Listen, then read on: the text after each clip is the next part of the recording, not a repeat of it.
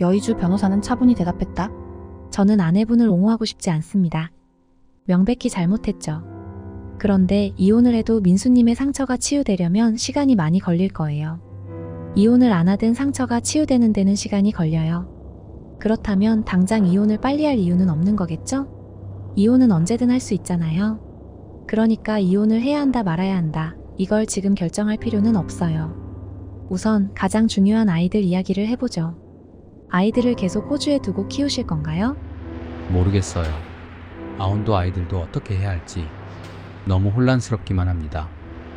민수님, 저는 이렇게 생각해요. 우리나라에서는 가정을 유지하는 것 자체가 의미 있는 일이에요. 꼭 사랑 때문만이 아니라 아이들의 미래와 가족의 안정을 위해서도요. 민수의 마음속에 복잡한 감정이 교차했다. 여의주 변호사가 다시 말을 이었다. 우선은 민수님의 감정을 회복할 수 있는 모든 수단을 다해보는 것이 어떨까요? 지금은 너무 흥분된 상태라서 어떤 결정을 내리기에는 시기상조인 것 같아요. 다행히도 아내분이 용서를 구하고 있다고 하니 우선 시간을 가지면서 신뢰를 회복해보는 노력을 해봅시다. 그리고 그래도 회복이 되지 않는다면 그때 이혼해도 되는 거예요. 우선 부부 상담을 추천드립니다. 전문가의 도움을 받아 서로의 마음을 이해하고 관계를 회복할 수 있는 기회를 가져보세요. 통화를 마치고 민수는 창밖을 바라보았다. 서서히 저물어가는 해를 보며 그는 생각했다. 아직 끝이 아니야. 그래, 이혼은 언제든 할 수 있어. 그렇다면 이혼을 제외하고 지금 내가 할 수 있는 걸 생각해보자. 우리 가족을 위해, 그리고 나 자신을 위해 할 수 있는 일을 해봐야겠어. 민수는 깊은 숨을 내쉬고 다시 휴대폰을 들었다. 이번에는 아내에게 전화를 걸 차례였다. 민수의 손가락이 휴대폰 화면 위에서 떨렸다. 아내 지연의 번호를 누르려 할 때마다 가슴이 철렁 내려앉는 듯했다. 깊은 숨을 들이쉰 후 그는 마침내 통화 버튼을 눌렀다. 각각의 신호음이 영원처럼 느껴졌다. 마침내 지연의 조심스러운 목소리가 들려왔을 때 민수의 심장은 마구 뛰기 시작했다. 여보. 민수는 목구멍에 걸린 듯한 말을 삼키며 입을 열었다. 지연아, 더 이상 그 얘기는 안 할게. 일단 우리 부부 상담을 받아보는 게 어떨까? 그래, 여보. 정말 그러고 싶어. 그녀의 말에는 후회와 간절함이 묻어났다. 그리고 애들도 이제 곧 방학이고 방학 동안 한국에 들어와 있자. 다행히 아이들은 방학에 한국에 가는 걸 좋아했다. 아이들은 2년간 단 한 번도 한국에 온 적이 없었다. 아이들은 방학이면 한국에 오고 싶어 했지만 아이들과 아내가 이동하는 것보다는 민수 혼자 호주에 가는 것이 경제적이었기 때문이다. 그런데 결국 이런 사건으로 한국에 들어가게 된 것이다. 민수는 휴가 기간에 끝나 먼저 한국에 들어가고 아내 지연도 정리하고 두 아이들을 데리고 한국에 들어왔다. 민수는 생각했다. 이혼은 언제든 할 수 있다. 언제든 할 수 있으니까 일단 회복을 해보자. 며칠 후 민수와 지연은 서울의 한 상담소를 찾았다. 첫 상담날 둘은 어색하게 나란히 앉아 있었다. 손끝으로 의자 팔걸이를 극적이는 민수 무릎 위에서 손을 꼭 쥐고 있는 지연. 둘 다 서로를 똑바로 쳐다보지 못했다. 상담사가 부드러운 목소리로 물었다. 두 분, 어떤 계기로 상담을 받기로 결심하셨나요? 민수와 지연은 서로를 힐끗 바라보았다. 지연의 눈에 눈물이 고였다. 그녀가 떨리는 목소리로 먼저 입을 열었다. 제가 큰 잘못을 저질렀어요. 남편을 배신했죠. 그녀의 목소리에는 깊은 후회와 자책감이 묻어났다. 상담이 진행되는 동안 둘은 서서히 마음의 문을 열기 시작했다. 아픔, 분노, 후회 그리고 희망까지 모든 감정을 솔직하게 꺼내놓았다. 때로는 격앙된 목소리로, 때로는 흐느끼며 말했다.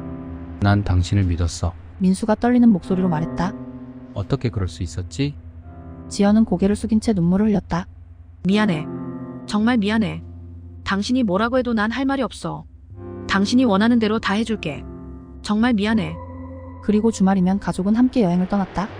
강원도의 푸른 산과 바다를 보며 아이들의 웃음소리가 울려 퍼졌다. 아직 아내와는 불편했지만 그보다는 아이들을 바라보려고 했다. 민수는 오랜만에 마음의 평화를 느꼈다. 해변에서 모래성을 쌓는 아이들을 바라보며 그는 가슴 깊은 곳에서 따뜻함을 느꼈다. 왜 아이들과 아내를 호주로 보냈는가? 무엇을 위해서? 그간 민수의 주말은 혼자였다. 가끔 연로하신 부모님을 뵈러 가기도 했지만 대부분은 혼자 TV를 보고 헬스장에 가는 것이 일상의 전부였다. 친구들은 모두 아이가 있어서 만나기가 어려웠고 미혼 친구들은 또 각자의 취미생활에 바쁘다 보니 기러기 아빠인 민수를 만나주지 않았다. 아주 가끔 친구들을 만나면 너무 술을 많이 마셔 다음날 숙취로 힘들기만 했다.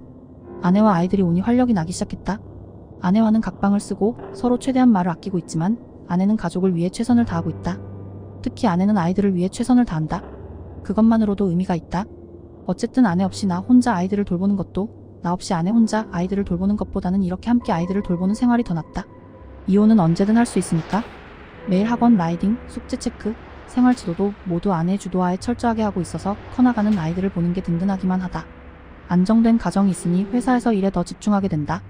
그리고 나에게도 예전과 같이 정돈된 집안, 영양가 있는 식사 등 오롯한 아내 역할을 수행하고 있다. 물론 아직 마음이 치유가 되었는지 모르겠다. 여전히 화가 나지만 더 이상 아내에게 그 일을 묻지 않는다. 들추원해봤자 아무 의미가 없다는 걸 알기 때문이다. 그리고 6주 후 아이들이 다시 호주로 떠날 시간이 다가왔다. 민수의 마음속에 불안이 자리 잡기 시작했다. 민수는 밤마다 악몽에 시달렸고 식은땀을 흘리며 깨어났다. 아내가 다른 남자와 함께 있는 모습이 계속 꿈에 나왔다. 어느 날 밤 민수는 더 이상 참지 못하고 폭발했다. 나 당신 호주 못 보내. 이해해. 또 그런 일이 일어날까봐. 밤마다 잠을 이루지 못해. 미쳐버릴 것 같아. 그날 이후 민수는 간신히 참았던 술을 매일 마셨다. 소주병을 비우며 그는 과거에 행복했던 순간들을 떠올렸다. 그리고 그 기억들이 산산조각 난 현실에 부딪힐 때마다 가슴이 찢어지는 듯했다. 취기에 휩싸여 지연에게 소리를 지르기도 했다. 어떻게 그럴 수 있었어? 내가 뭘 잘못했길래. 그의 목소리에는 분노와 함께 깊은 상처가 묻어났다. 지연은 그런 민수의 손을 잡았다. 여보, 제발. 우리 함께 호주에 가자. 지금 아이들을 한국에서 학교를 다니게 할 수는 없어. 원래 계획대로 3년 채우는 게 맞아. 지금 한창 잘하고 있는 걸. 여보, 우리가 같이 지내면 안 될까? 나도 그러고 싶지. 그런데 내가 회사를 다녀. 지연은 핸드폰을 내밀었다. 핸드폰 화면에는 꽤 큰 돈이 찍혀있는 계좌가 보였다. 이게 무슨? 민수의 목소리가 떨렸다. 내가 그동안 비상금으로 모아둔 거야. 이럴 때 꺼내고 싶지는 않았는데 지금 우리 가족을 위해 쓰자. 며칠 뒤 민수는 회사에 휴직계를 제출했다. 앞으로 민수와 지연의 관계가 어떻게 될지는 모른다. 민수는 여전히 배신감을 느끼며 가끔 분노가 치밀어 오를 때도 있다. 지연을 100%로 믿지 못하고 있다. 그러나 민수는 6주간 쉬어가는 시간을 가지며 당장 이 가정을 해체시킬 필요는 없다고 느꼈다.